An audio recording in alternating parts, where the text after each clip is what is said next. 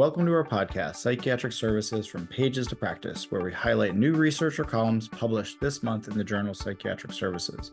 I'm the journal's podcast editor, Josh Berezin. Lisa's out today, but we have two guests from the UK to talk with us about a service system for people diagnosed with borderline personality disorder. Just a note, you'll hear references to A&E a number of times before I actually ask our guests to define it, but that's accident and emergency for non-UK listeners and is equivalent to emergency room in the US. So we're very excited to have Dr. Simon Graham and Kathy Curtis, who is a registered mental health nurse at the Springhouse Psychotherapy and Personality Disorder Service, here to talk with us about their paper, Designing Community Services for People with Borderline Personality Disorder to Reduce Hospitalizations. So Simon and Kathy, thank you so much for joining us. Thank you for having us. Thank you very much, Josh. We're looking forward to having a discussion with you over the next half hour. So maybe just to start, tell me a little bit about both of your backgrounds and how you came to collaborate on this particular project. Shall I go first? You go first, yeah. So I think when I was a junior doctor, I thought I wanted to work in the emergency department. And then I kind of got a sense that it was quite a hectic, busy life. And I kind of found my way drifting to psychiatry. And once I started training in psychiatry, I really found a passion for working in psychotherapy and trained up in a number of models through my training. What then happened was working on the wards, I came across my first ever patient with personality disorder. What had been occurring was that I'd been on an inpatient job and the patient had been receiving ECT for 4 or 5 months and not getting better. And the poor old consultant in charge of the treatment was kind of getting perplexed.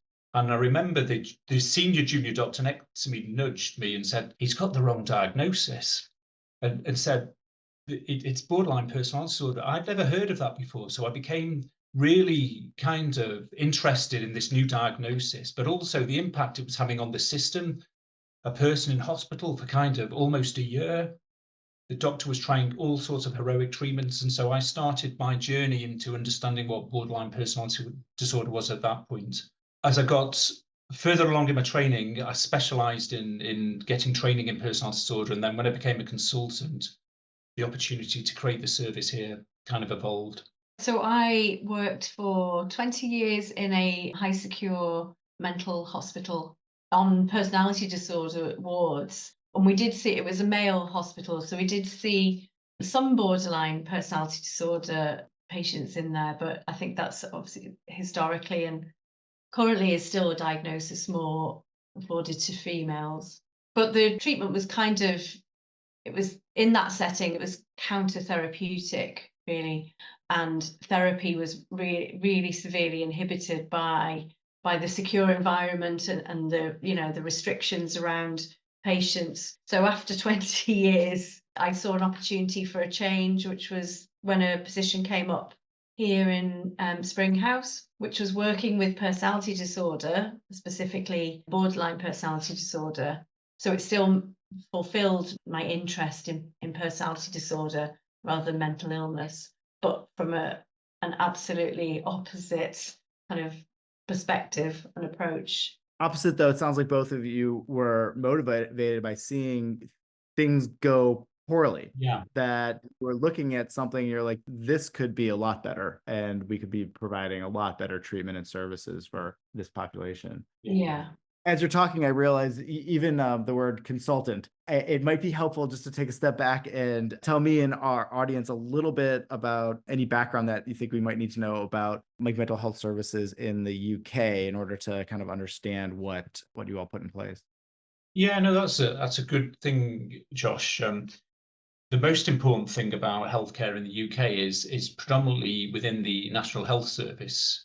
So when we pay our taxes, that then funds the National Health Service and is free at the point of access. So we don't have very many health insurance companies with very big share of the market. And within that, within the NHS, you've usually got doctors and nurses mostly kind of running the services. And we've got different grades of doctors, just like in America. A consultant would be your kind of senior doctors who are clinicians. And that's me. I'm a clinician, essentially, just doing a little bit of research. The research for this project is really because we're a new service, we want to show that we're effective to make sure we keep our funding in the kind of economic pressure that's around in the UK. And so maybe also a more specific question is around people who are diagnosed with borderline personality disorder. So like outside of the program that we'll talk about in a minute, like what is sort of the basic care that people with borderline personality disorder receive in the UK? And kind of like who does this work for and who does it leave out? When I started work in the NHS 25 years ago, people with personality disorder probably weren't getting any sort of treatment at all, actually. And around the early 2000s, there was actually a national initiative to make the treatment of personality disorder something that the trusts or healthcare providers had to engage with. There was a policy paper called No Longer a Diagnosis of Exclusion. And that kind of was happening just around the time that psychotherapies were beginning to be developed to treat people with personality disorder. So in America, you'll be very familiar with DBT, dialectical behavior therapy. And here in the UK, we had a parallel intervention called mentalization-based treatment. So slowly, there was the beginning of a change in and less nihilism around working with personality disorder. At that time, I became a consultant, and our therapy service here in Liverpool started to bring on board those new modalities of therapy. So that was happening here in Liverpool, but was happening all around the UK. Services were beginning to start to do therapy for personality disorder specifically with a good evidence base.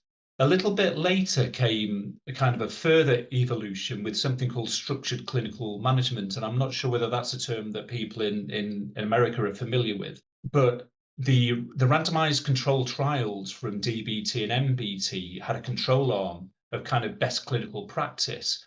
And the studies seemed to show that people were getting better from best practice, and that became called structured clinical management. And so we started to see therapies helping people with personality disorder, but then shifting to work with more complexity and with staff who weren't therapists. And that became the grounds that we started to develop some of our extended services here in Liverpool. Something else was happening here in the UK. The central NHS body recognised that there weren't really any good models of treatment for personality disorder. So commissioned 16 pilot sites, and they all developed very different models. And when they published the outcome of those new models of service, myself and some colleagues went to visit a couple, and we took the learning from those visits to create what we thought would be a kind of a good service by taking one idea from one place, another idea from another place. And we put those ideas together into what's become our kind of range of services here at Spring House. So maybe that's a good segue into talking a little bit about what the programs were that you ended up designing. And also, I think some of the context around, I mean, both of you talked about in your backgrounds, working with people who are in inpatient settings. I think that is, from what I gather, also an important kind of aspect to the development of the program, that the programs that you did put together. So what was the context and what did you do and what you ended up describing in the paper? So you're exactly right, Josh. For different reasons, we realized that as a psychotherapy service, we had to start expanding our caseload away from just helping people in therapy. And I might just quickly cover some of the kind of drivers for that change. First of all, we've got the growing evidence base of effective psychotherapies that were around. But the trust here in Liverpool also had some SUIs, or what we call serious untoward incidents, essentially some suicides. And that meant there was kind of an external criticism of the lack of services here in Liverpool that our trust wanted to respond to and develop better services. There was also, around 2014, we were in the midst of a financial crisis after the banking disaster. And so money coming forward to the National Health Service was getting quite restricted. And our senior managers in the trust said, we're open to ideas about any cost savings that you clinicians can generate. And that led me to kind of slightly foolishly but bravely kind of said, I think I can see a way that we could help with that, because I can see that we're spending a lot of money looking after people on inpatient units, but we don't have any community services. And if we were kind of to reconfigure where the money was spent, we could develop better services. One last thing that might be helpful to mention is, due to a kind of change in the way the psychotherapy service was set up, I was asked to take on the role of being a gatekeeper for patients who were sent out of area. And I don't know whether this is something that happens in America, Josh, but here in the UK, when patients get stuck on local inpatient systems, there's often a turn towards the private sector as though they can find some kind of miraculous cure for people with personality disorder. So that we've got a kind of system here of teams on the inpatient units getting quite hopeless at times, and then sending what they perceive difficult to help patients into the private sector, often at a geographical distance, and we call that an out-of-area treatment. Does something similar like that happen in America, Josh? Well, there's each each kind of locality is a little bit different. And I'm most familiar with services in New York City and New York State, where it is more of like a patchwork. So the public and private hospital systems are operating a little bit more in parallel for general like inpatient psychiatric care. Yeah. And then there are like state psychiatric centers who treat people who don't get better on regular inpatient units. And then there is like a private system of more like residential care that's not really reimbursed by any of our like government institutions that tend to be quite expensive for like particularly for specialty care for people with borderline personality disorder. And then what happens in other states, I'm not as familiar with, but I assume it's relatively similar. So eventually we kind of persuaded our commissioners to reinvest money locally in some local community services rather than sending a few people out of area at great expense. To begin with, we had a kind of conventional psychotherapy service that was largely based around psychodynamic therapy. So we do group and individual psychodynamic therapy. And then extensions from that, cognitive analytic therapy, which is a really popular, similar form of therapy here in the UK.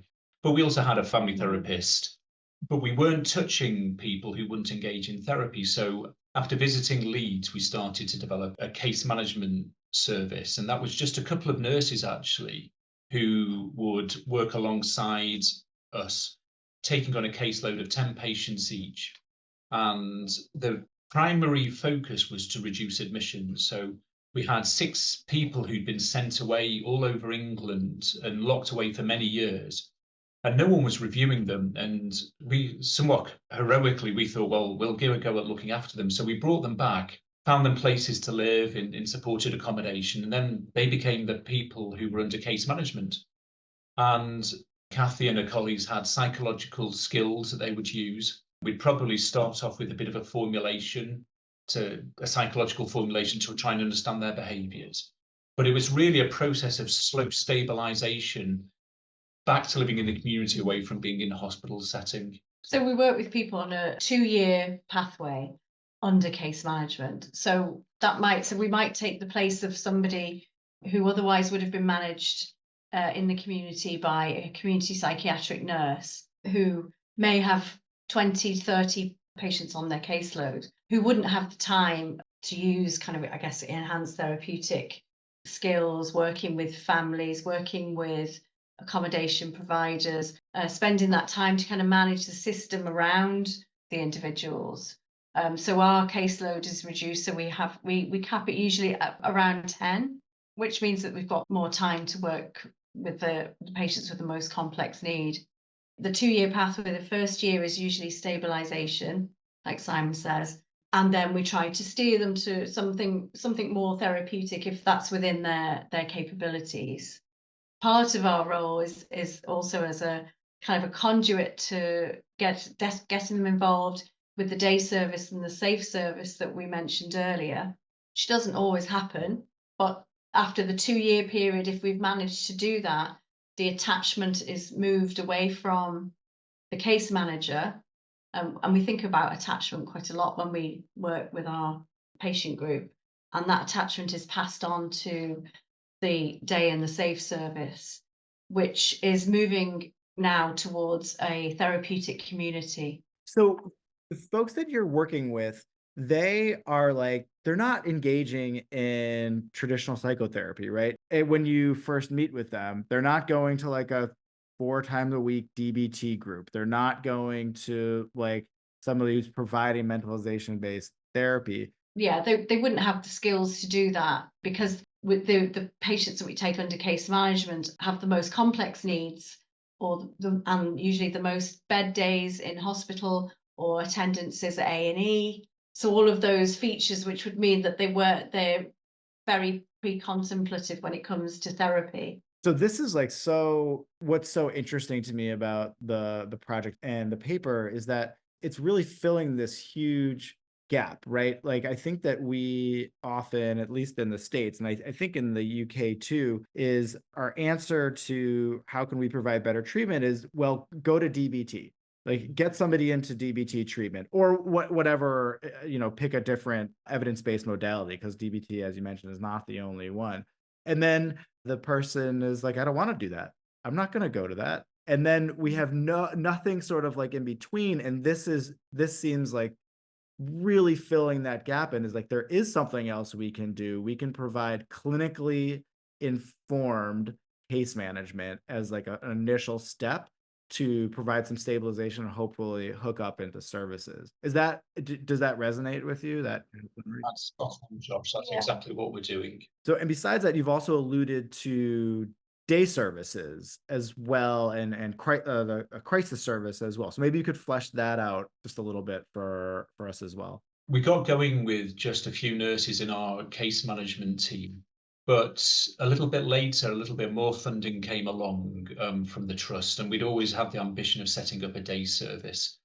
And we weren't really sure that patients would engage in psychotherapy as part of a day service. So we kept it just a social therapy model.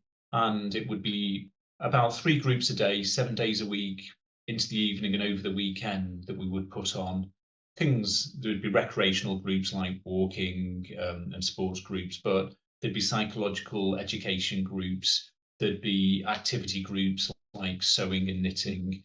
There'd be television watching groups or film watching groups. And some trips, yeah. A camping trip. Yeah, camping trips. We started a yearly camping trip with the service users, and we have regular events where we go to the theatre or to zoos on trips. And the idea is that we've slowly built a community.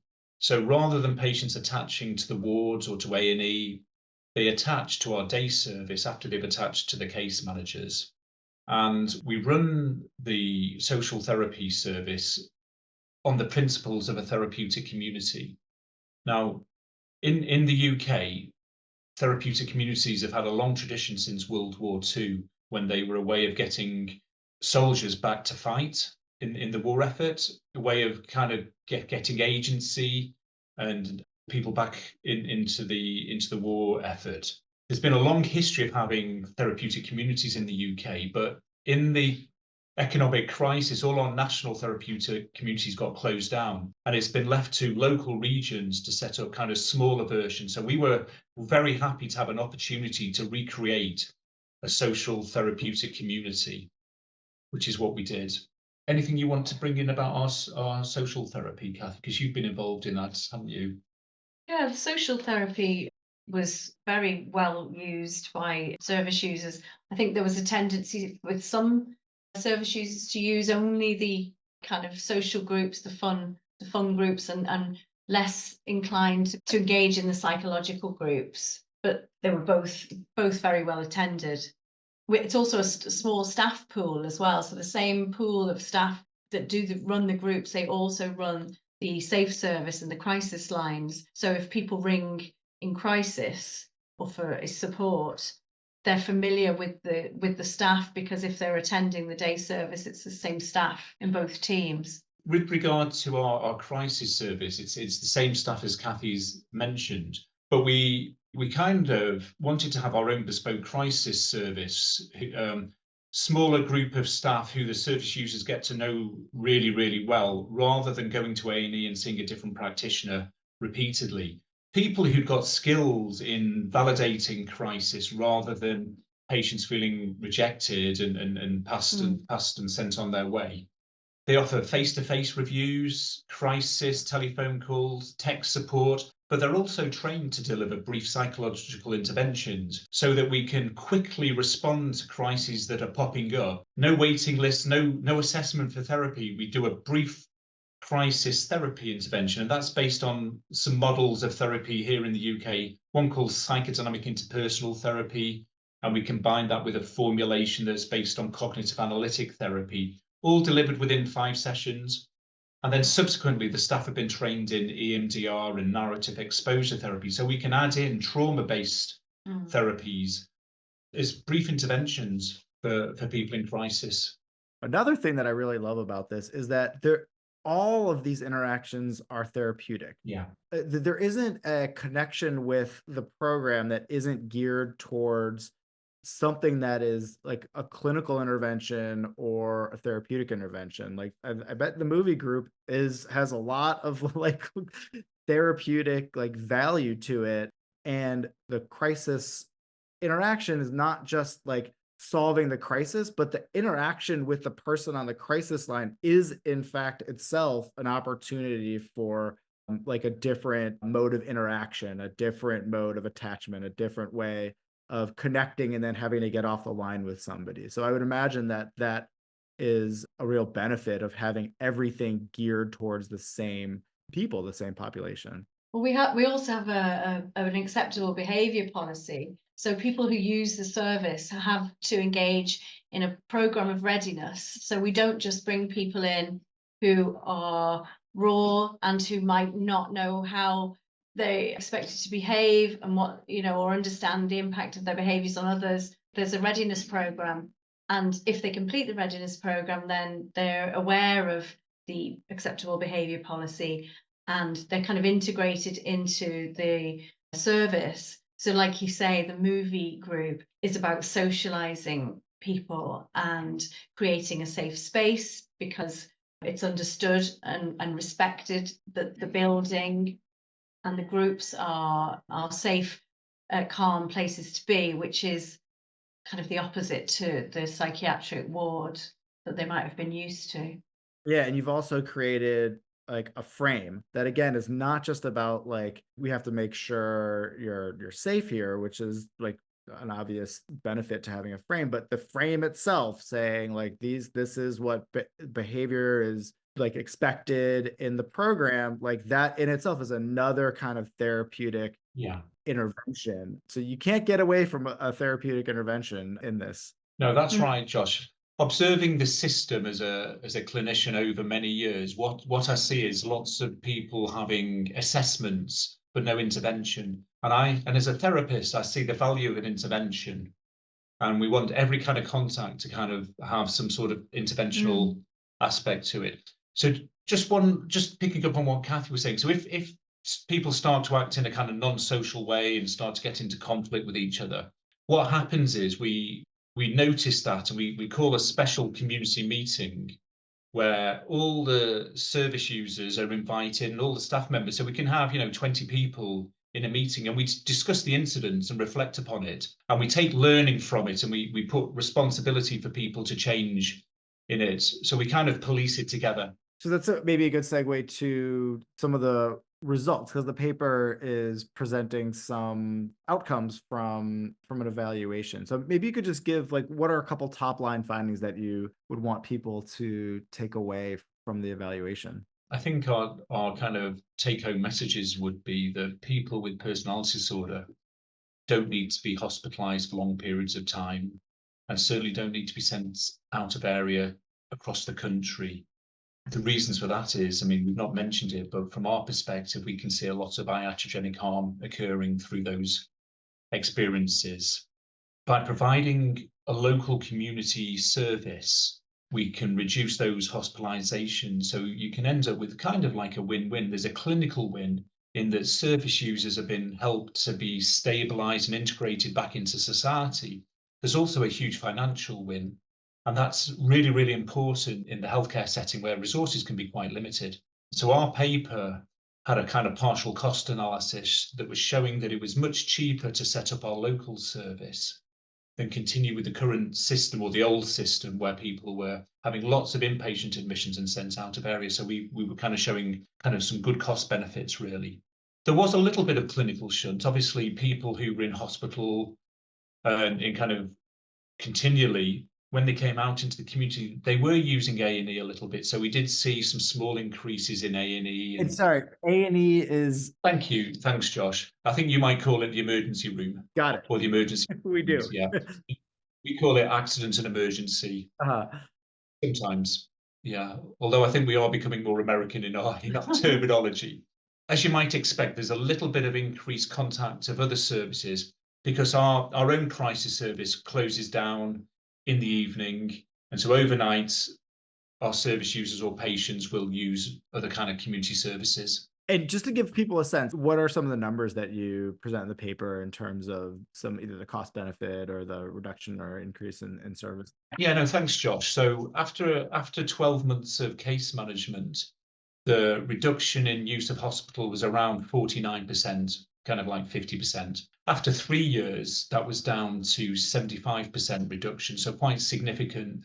And here in the UK, a day in hospital for a patient costs like £500. So those reductions were very helpful to the system and allowed for the funding of our community service. An out-of-area treatment, when someone's sent to live in a hospital in a different part of the country, they're in the region of £250,000 a year. So to reduce those and not have other people going out, there's a big financial benefit to the trust. Perhaps one of the things that was most surprising for me, and I hadn't anticipated this, but my senior manager reported back to me when I met him, was that by creating a service for personality disorder, our own inpatient services began to have flow. For the first time in a long time, we were not sending any patients with any diagnosis out of area, and we were able to consume our own kind of clinical need locally. And that was really appreciated by the trust as a whole at the time we set up. So it sounds like you were able to show in the evaluation that the program was, in fact, like achieving its goals and successful. And we definitely point our listeners towards the paper for more details on that. You know, as we wrap up, one question that came up for me is a little bit around your experience as clinicians and providers, particularly around the countertransference that comes up in working with people with borderline personality disorder. So I'm just wondering how you all either dealt with that, like in your own personal practice, or that the program dealt with it. I think obviously countertransference is real, and we name it and we talk about it. I think in this service, what's quite unique is that the care is based on a formulation which helps with countertransference, because we're continually thinking about the patient from the point of view of their formulation, and obviously that helps to kind of elicit a lot more empathy from practitioners. And we're also very well supervised. Our supervision for staff is unlike anything I think anywhere else in the trust. So we have regular clinical and managerial supervision with doctors in the team. We would each week, the case managers, but also the staff in the day and crisis service, have a space to talk about their therapeutic experience from a clinical level, where we process this. We try and understand what's the meaning of patients' behaviour, and so we learn to tolerate it and to understand the countertransference that we feel. So we offer a lot of supervision. We've also done a huge amount of staff training, haven't we? And most members of staff are trained up in several models of therapy, which they can draw those skills from. And I think we also have a very clear rationale for treatment that leads to consistency. And we're all on the same model. We all know what's going to happen. We all know the kind of response our service would offer. And so you have a lot of support within the team for kind of our approach. And then, Simon, you were also talking a little bit offline about some of the more institutional support that your teams had received. Yeah, no, thanks for asking me to talk about that, Josh. As a parallel initiative to developing the service, we thought it was important to provide some psychological containment to the staff within our service, but across the whole trust when working with people who are diagnosed with personality disorder. So we developed a kind of policy that was informed by kind of best evidence practice and guidelines. And essentially, it was a document that said it's okay to take positive risks with this patient group, because if we don't, we're potentially causing more harm through long, unhelpful admissions. And in order to ensure that staff felt contained, we got our chief executive and our senior leadership team to sign off on that. And they were very happy to. And we also got service users to input into that document to say they agreed that this was an appropriate way forward. And that policy sits alongside us saying our approach is it's a good thing to do. That feels containing to know that the trust supports this approach. And I will wrap up with one final question: is are there other ways that recipients have been included either in the development or the running of the program in terms of their input? Yeah, that's an important to explain, Josh. A therapeutic community and our social therapy service is a form of therapeutic community and involves a huge amount of service user cooperation and participation. So we have a regular weekly meeting that involves the service users helping us plan how to run the service, getting involved in research projects, getting involved in different forms of communication, such as making videos, making websites, so that patients can book on for things. So a huge amount of collaboration is involved. We've done some other bits of research that have been led by service users, and they've been focus groups on service users. So for just as one brief example, we got together the service users who had very long out of area placements and got them to feedback what it was like. And then we wrote that up, and then that got taken to a conference as a poster. So very, very involved in everything that we do. Well, that seems like a good place to wrap things up. And I just wanted to thank you so much for the paper and also for joining me today on the podcast. It was a real pleasure. Thank you, Josh, for giving us the opportunity to talk about our service. And from all the staff here at Spring House, can we say thank you? Thank you, Josh. You're welcome. That's it for today. Thanks to Aaron Van Dorn for mixing and editing and Demery Jackson for additional production support. We invite you to visit our website, ps.psychiatryonline.org, to read the article we discussed in this episode, as well as other great research. We also welcome your feedback. Please email us at psjournal@psych.org. I'm Josh Berezin, and we will see you next time. The views and opinions expressed in this podcast are those of the individual speakers only and do not necessarily represent the views of the American Psychiatric Association. The content of this podcast is provided for general information purposes only and does not offer medical or any other type of professional advice.